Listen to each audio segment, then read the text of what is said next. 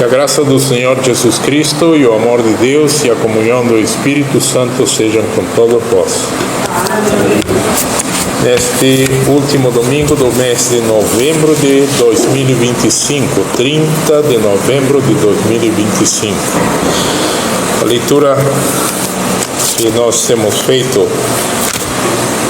no Evangelho foi em Mateus, Mateus capítulo 21. E aí no versículo 5 está mencionada uma passagem de Zacarias, onde está registrado: dizei à filha de Sião, eis que o teu rei aí te vem, manso e assentado sobre uma jumenta, sobre um jumentinho, filho de animal de carga. 2000 anos depois, nós estamos lendo essa passagem na nossa própria língua. E certamente que ao redor do mundo, nas diversas Bíblias que estão presentes para a humanidade ao redor da Terra, as pessoas de diferentes línguas, povos e nações, como fala a Bíblia, acreditamos que entendemos, né? Por que digo acreditamos que entendemos? Porque está na nossa língua e pensamos, estou entendendo. E na verdade não é isso, né? No mesmo livro de Mateus, né? No capítulo 5, não precisam ir para lá, nós já temos visto isso no estudo bíblico, 5:39, onde está escrito: eu porém vos digo que não resistais ao mal, se qualquer que te bater na face direita, oferece-lhe também a outra. E indo para o original, não está bem assim, né?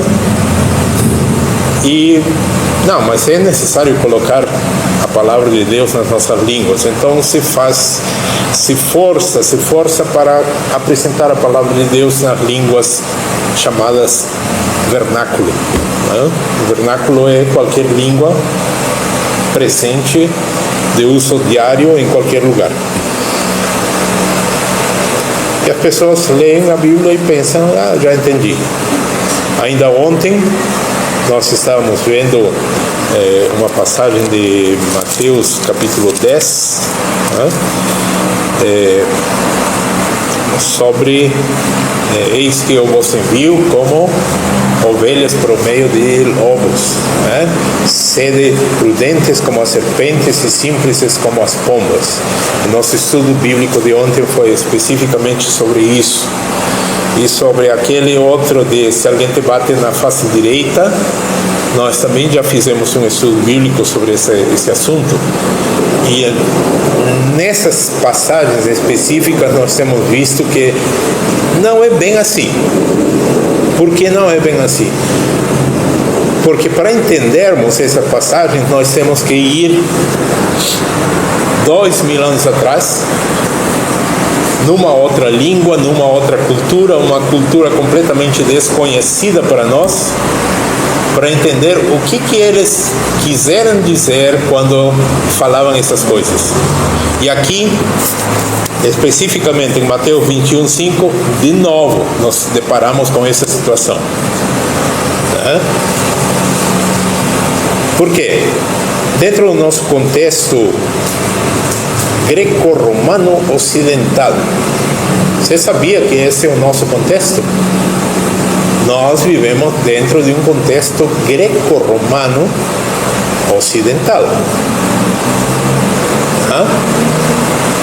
porque tinha um outro, o greco-romano oriental, bem diferente.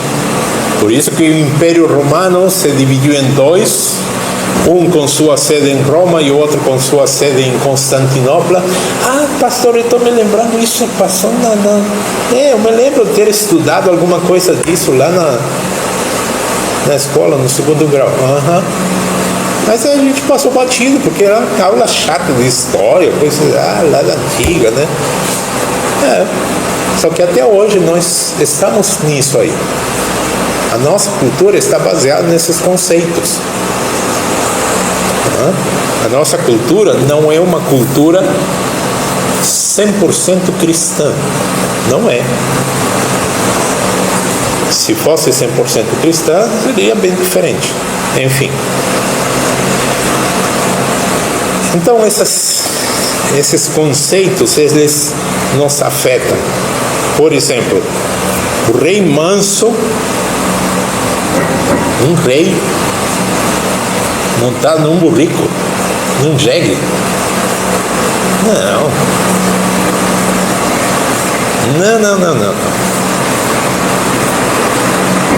Pegamos as crianças. Criancinhas, desenhem um rei. Nem falei príncipe, tá? Desenhem um rei assim, entrando na sua cavalgadura, cavalgando. Desenhem aí. E aí as criancinhas vão se esmerar, meter cores brancas, vermelha, dourado, bastante dourado, porque é rei. Percebem a ligação que imediatamente fazemos? E vai vir montado num cavalo meio marrom, meio vermelho, com manchas brancas, pretas. Não, as criancinhas vão desenhar tá ali um cavalão branco, uma coisa assim. De onde tiram as crianças isso? Do nosso contexto. Quando as crianças vão desenhar o rei, né, montado num jegue?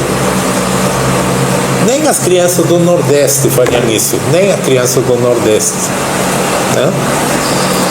Então, essa questão da cultura afeta muito fortemente a cada um de nós, desde que somos crianças, né?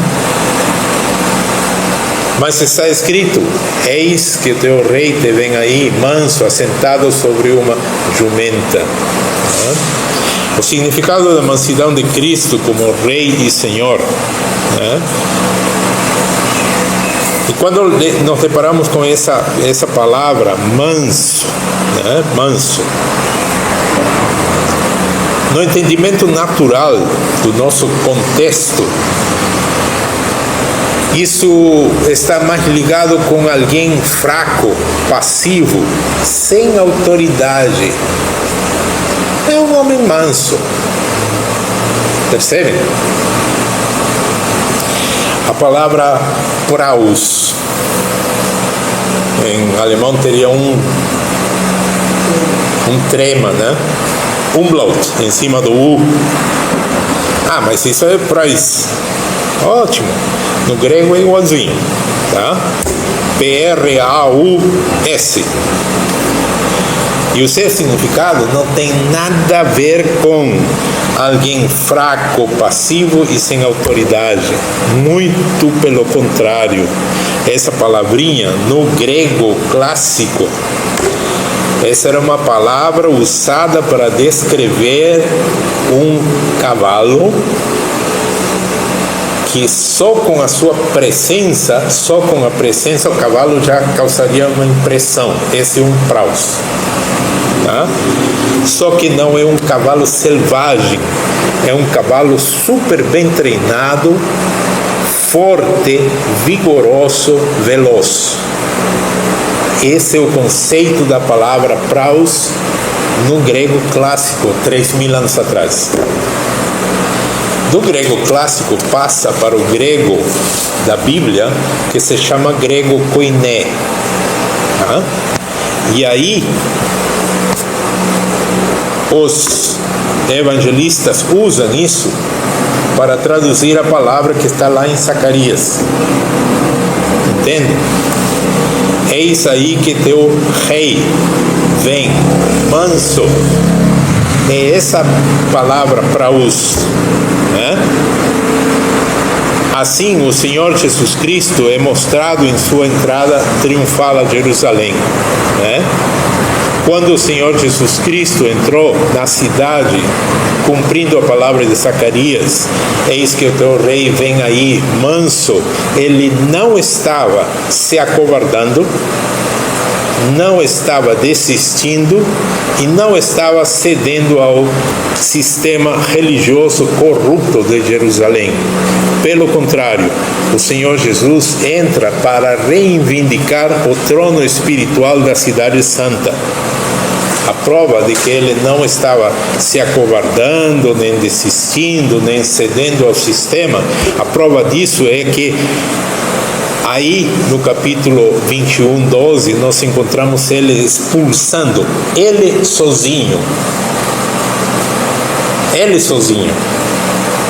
A palavra não diz que ele pegou os seus discípulos e juntou mais gente e fez uma baita demonstração. Claro, um bando de gente com paus, com foices, com sei lá. Quem vai enfrentá-los, né? Somente um exército.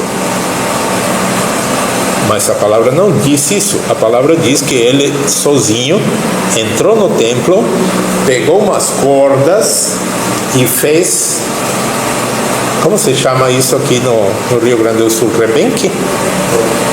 Né? Um chicote com as cordas.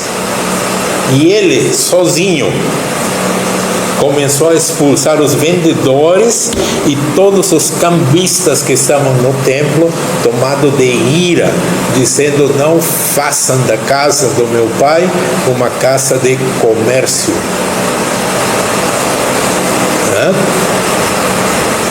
Mas é o mesmo rei manso.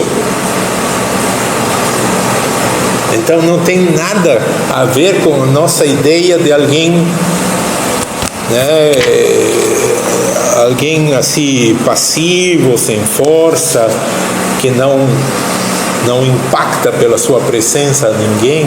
Não, muito pelo contrário, né? O Senhor Jesus passou a denunciar a corrupção religiosa, a corrupção dos líderes de Israel. Ele amaldiçoou a figueira infrutífera, capítulo 21, versículo 19 de Mateus. E nós passamos por alto isso. Ai, que maldade, ele amaldiçoou uma planta, coitada da planta. Porque nós não temos nem ideia.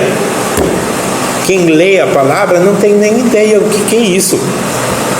Acontece que haviam 3 árvores que representavam Israel. 3 plantas, 3 espécies. Era a oliveira, a videira e a figueira. Então, quando o Senhor Jesus viu de longe uma figueira cheia de folhas, bonita, viçosa, e foi lá para pegar algum fruto e não encontrando, ele lança uma maldição e foram embora. No dia seguinte, quando passaram de volta pelo mesmo lugar, todos os discípulos ficaram de queixo caído, porque a figueira estava completamente seca, da ponta do ramo mais alto até as raízes. E todos eles ficaram impactados, claro, né? Não tinha nenhuma razão para se secar a figueira, mas não.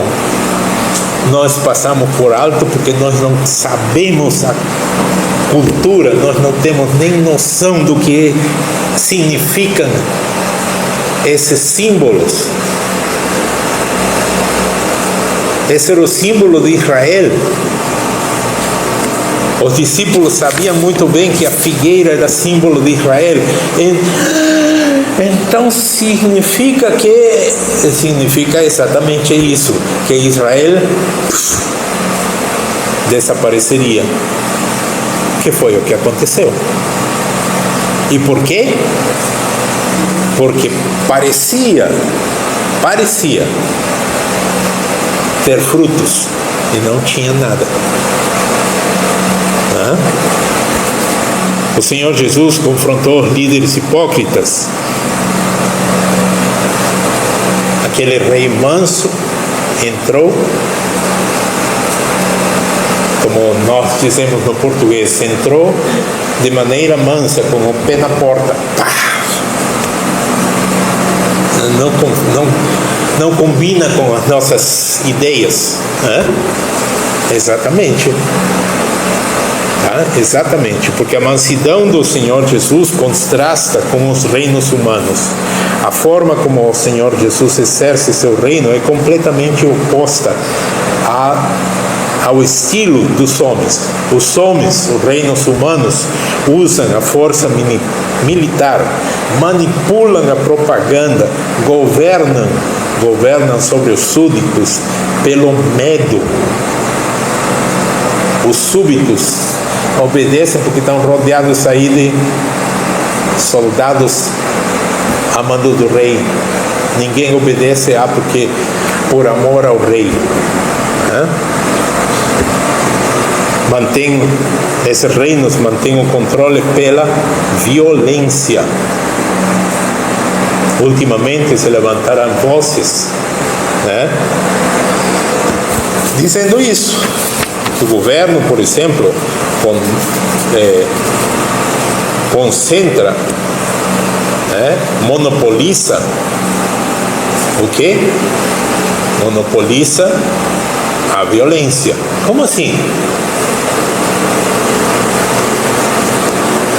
A primeira demonstração de um governo, da sua força violenta, é a opressão policial. Meninos, eu vi anos atrás, 2022, eu vi senhoras ajoelhadas no asfalto, na BR, rezando o Pai Nosso. E de repente os policiais começaram a jogar bombas lacrimogêneas.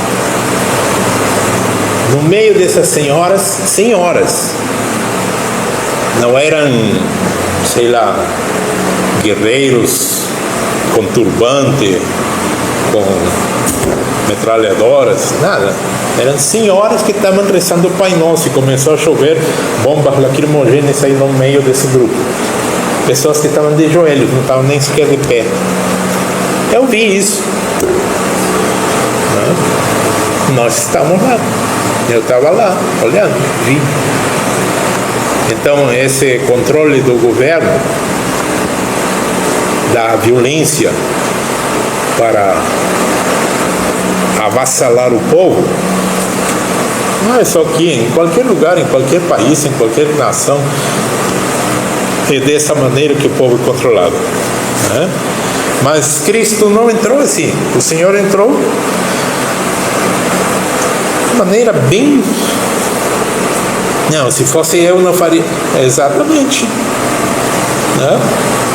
Não entraria assim em Jerusalém. Um rei montado em uma jumentinha. Porque é exatamente isso. O reino de Cristo contrasta diametralmente com a maneira dos reinos humanos. O reino do Senhor Jesus não depende da força humana, mas da força espiritual, da força de Deus. Não avança pela espada do homem, mas avança pela Espíritus Gláudios. Espíritus Gláudios. O que é isso, pastor? Vocês conhecem essa palavra? Gladiador. Quem era um gladiador? Era um guerreiro, preso e que foi jogado aí no meio do Coliseu para lutar pela sua vida. O gladiador. E por que se chamava gladiador? Porque ele usava uma espadinha curtinha. Não era uma baita de uma espada de 1,5 metros. Não, era uma espada curta, que se chamava Gláudios. Gláudios. Então, Espíritos Gláudios vem de Efésios 6,17, onde o apóstolo Paulo nos diz: tomai também a espada do Espírito, que é a palavra de Deus. Então, o reino do Senhor Jesus não depende da força humana, não depende da espada literal do homem, mas da espada do Espírito, que é a palavra de Deus. Por isso, Ele entrou de maneira totalmente mansa, montado num jumentinho. Não domina pela imposição, mas pela verdade, que mais cedo ou mais tarde vem à tona e quebra as cadeias. Conhecereis a verdade, e a verdade vos libertará dessas cadeias, dessas correntes que a sua mente está presa. Mas para que essas correntes sejam quebradas, é necessário que você conheça a verdade, que você liberte a sua mente de uma série de correntes que até seus próprios pais transmitiram com essa cultura greco-romana ocidental que cada um de nós recebeu desde criança. Conhecereis a verdade vos libertará. O mundo exalta os fortes, Jesus exalta os mansos. Bem-aventurados os mansos de coração. Ele disse isso no seu chamado Sermão da Montanha, Mateus 5,5. O mundo conquista pela agressão, pela violência. Jesus conquista pela mansidão, pela rendição voluntária. A pessoa tem que se render, tem que reconhecer. Realmente, até hoje eu vivi em inimizade contra Deus. Se Deus dizia alguma coisa, eu sempre retrucava, mas não é bem assim. E aí um dia a pessoa tem que se quebrar e dizer, reconhecer, eu estava errado. O mundo oprime, o Senhor Jesus liberta. A mansidão de Cristo não é fraqueza. A mansidão de Cristo é contenção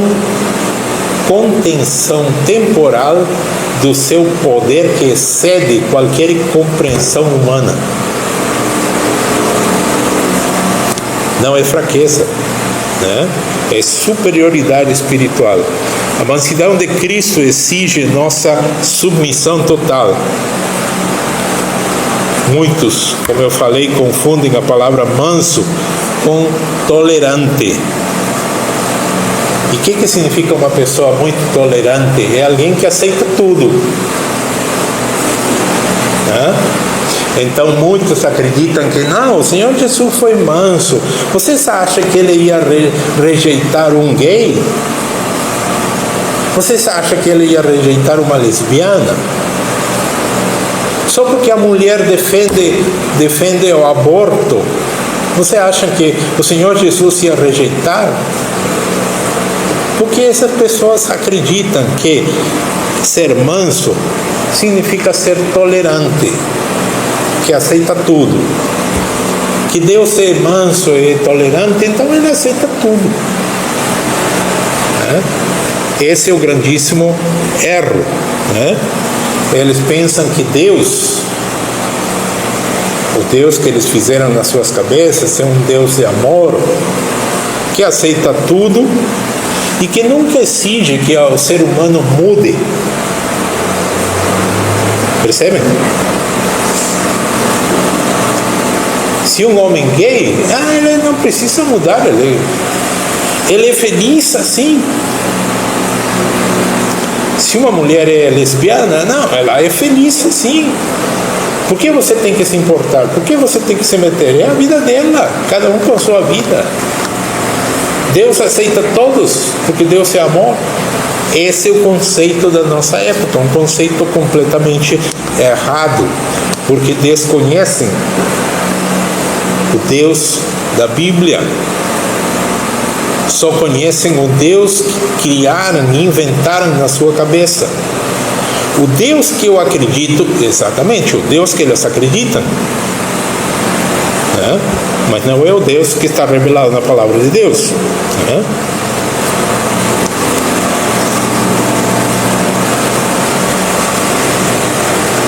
Somente há duas reações diante do Senhor Jesus. É submeter-se a esse rei manso e começar a aprender qual é a sua vontade, o que ele estabeleceu.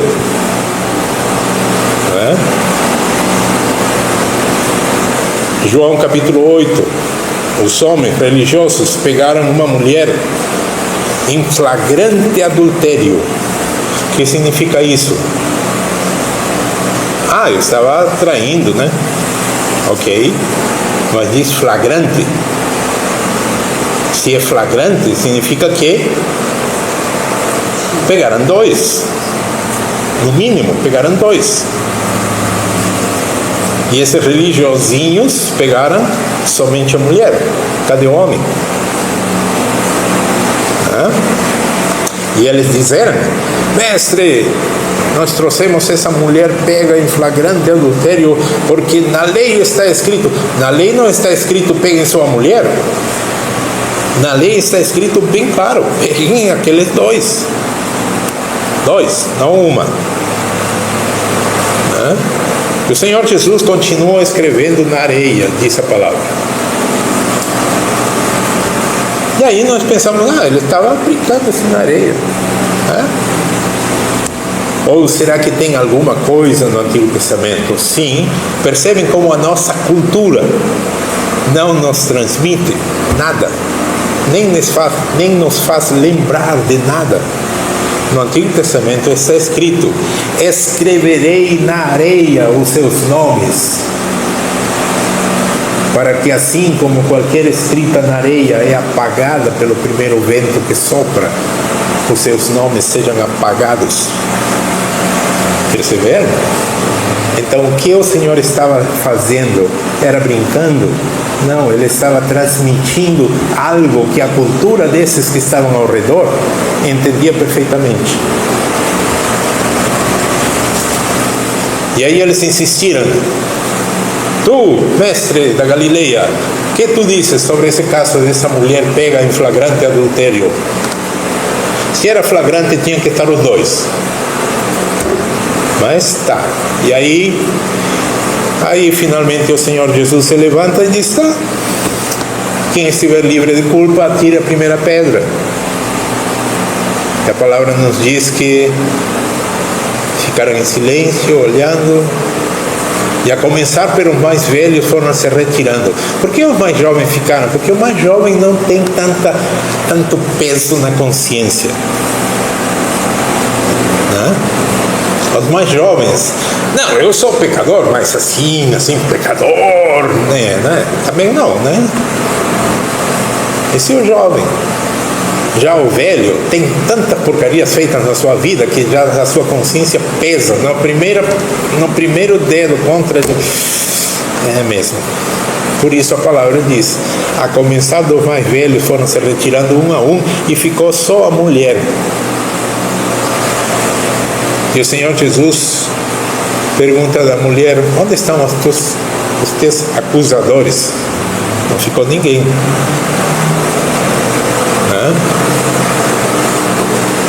Nem eu te condeno. Vai, filha, vai. Diz isso a palavra de Deus? Não. Nem eu te condeno. Vai e não peques mais. Não tem essa de Deus é amor, né? Coraçõezinhos por todo lado e Ele aceita tudo. Não. Vai, está perdoado, mas não peca mais. Então esse lance de que Deus aceita, sim, Deus aceita que venha aqui pedir perdão. E uma vez que pediu perdão, continue vivendo a vida do jeito que o diabo gosta. Negativo. Uma vez que pediu perdão, agora tem todo um caminho chamado caminho de santificação, de afastar-se das coisas que Deus condena. Cristo dá a oportunidade de rendição, porque Ele é o Rei manso. Mas Ele um dia vai voltar com olhos como chama de fogo.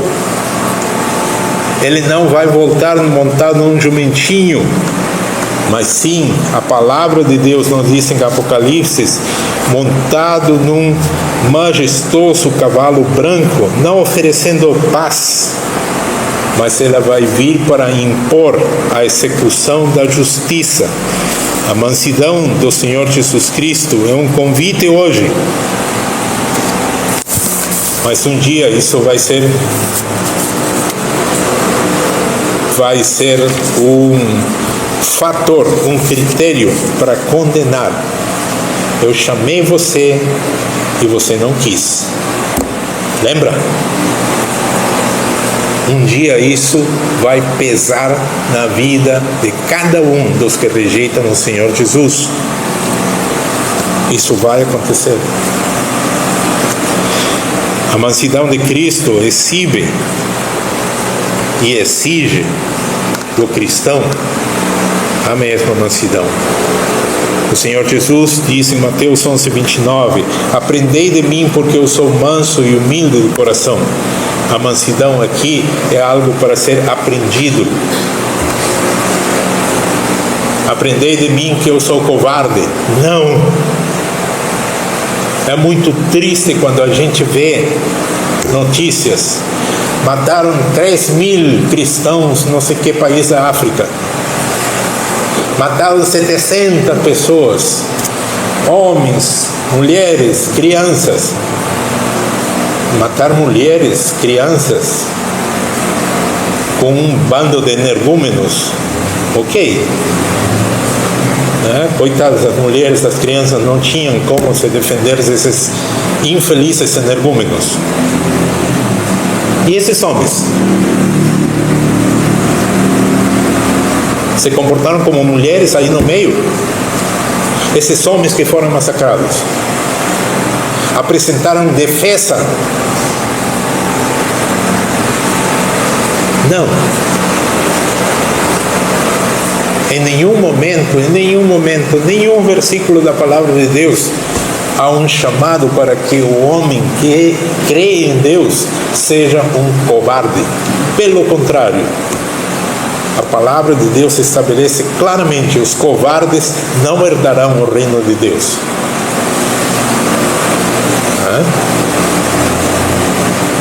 É necessário aprender do Senhor Jesus. O Senhor Jesus não foi covarde, ele foi um manso, humilde. Devemos aprender, manso e humilde. Mas covarde, ele nunca foi. O reino exige mansidão, domínio próprio, um dos frutos do Espírito, coragem moral, exige coração limpo, firmeza sem ser agressivo. Eu sou firme na minha posição, mas não saio por aí para arrebentar qualquer pessoa na rua. Não, é firmeza sem agressividade, é resistência ao mal, sem eu ser um malvado. É a capacidade de suportar injustiça, confiando em Deus. O manso não é um homem fraco. O homem manso é alguém forte que se controla para não reagir de acordo com a carne. Isso é ser um homem manso. O manso não precisa vencer pela força. O manso vence pela sua fidelidade à palavra de Deus. A mansidão cristã é uma força santificada. É um caráter controlado pelo Espírito Santo. A mansidão cristã é a marca do verdadeiro discípulo do Rei Jesus. O Rei manso está à porta. Jesus entrou pela primeira vez em Jerusalém como um rei manso. Na segunda vez ele vai voltar como um rei glorioso. A primeira vinda é o convite à mansidão, que ainda está valendo para cada um dos cristãos. A segunda vinda é o cumprimento do juízo. Hoje ele vem como o rei que chama: vem a mim, você que está cansado, e eu lhe farei descansar. Cansado de quê? Cansado dessa sua vida de pecado. Está cansado disso? Então o Senhor Jesus está convidando. Amanhã ele vai vir como o rei que julga. prestai contas. Em Salmo 96, versículos 10 ao 13, nós lemos o seguinte: dizei entre os gentios que o Senhor reina. O mundo também se firmará para que não se abale. Julgará os povos com retidão. Alegrem-se os céus e regozije-se a terra, brame o mar e a sua plenitude. Alegre-se o campo com tudo que há nele, então se regozijarão todas as árvores do bosque ante a face do Senhor, porque vem a julgar a terra, julgará o mundo com justiça e os povos com a sua verdade. Eu convidei vocês não quiseram. Agora prestem contas. Isso é o que está por acontecer. A pergunta final não é: você gosta do rei manso? A pergunta é: o rei manso, o Senhor Jesus, reina no seu coração?